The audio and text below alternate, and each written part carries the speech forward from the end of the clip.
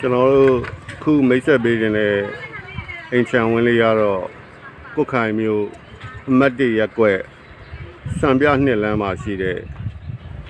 ဒီအိမ်ဝင်းလေးကိုကျွန်တော်တို့မိတ်ဆက်ပေးသွားမှာဖြစ်ပါတယ်ဒီအိမ်ဝင်းလေးကကျွန်တော်ပေရှေ့မျက်နှာပွင့်ပြီးအကျယ်38ခုရှိပါတယ်ဒီဘက်က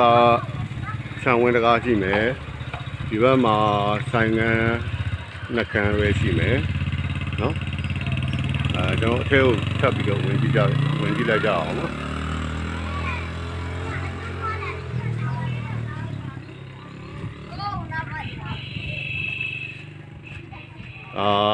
ရှေ့မျက်နှာသာမှာ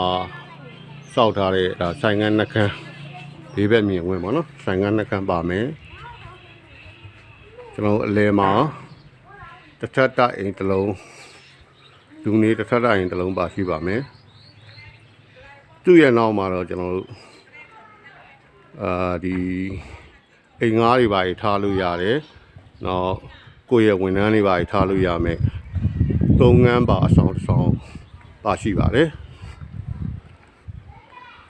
သုံးငန်းပါအဆောင်ကိုကျွန်တော်လိုက်ပြပေးမယ်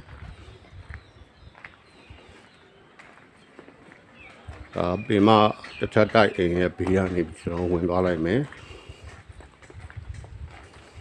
တိုက်အိမ်ရဲ့ဘေးကနေဝင်သွားလိုက်ရင်ကျွန်တော်တို့ဒီမှာအခန်းသုံးခန်းပါအဆောက်အဦကိုတွေ့ရမှာဖြစ်ပါတယ်ဒီမှာကျွန်တော်တို့အိမ်ငါးပဲထားကိုယ့်ရဲ့ဝန်ထမ်းတွေပဲပေးနေသုံးခန်းပါတဲ့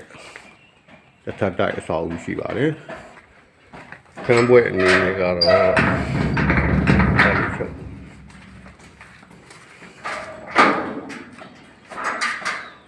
တော်ဝန်ထမ်းနေလို့ရတဲ့ခန်းပေါ့နော်ခန်းဧရိယာတော့9ပေ15ပေလောက်ရှိတာပေါ့တစ်ခန်းကို9ပေ15ပေလောက်ရှိတဲ့အခန်းပေါင်း3ခန်းပါပါတယ်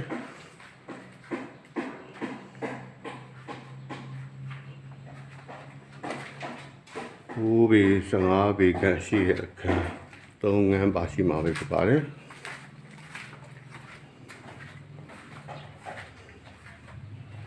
ဒါလည်းတစ်ထပ်တိုက်ပေါ့နော်တစ်ထပ်တိုက်အဆောက်အဦလေးပါ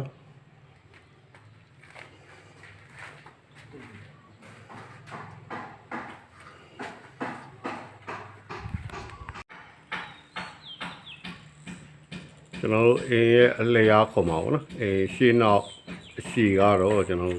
133ပေရှိပါတယ်ဗျရှေ့နောက်အရှိအားကောင်းပါတယ်ပြီး100ကျော်ပါတယ်133ပေရှိပါတယ်ဒီနောက်မှာတော့ကျွန်တော်တို့မိုးရေလောင်ကန်တစ်လုံးပါမယ်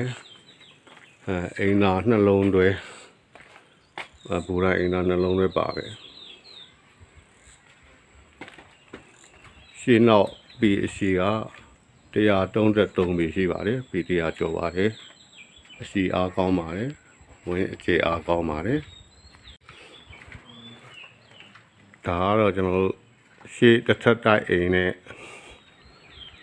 အိမ်ငါးထားလို့ရမယ်ဒါမှမဟုတ်ဝန်ထမ်းတွေကိုယ့်ရဲ့ဝန်ထမ်းတွေကိုပေးနေလို့ရမယ်အဆောက်အဦနဲ့ဆက်သွယ်ထားတဲ့နေရာလေးဖြစ်ပါတယ်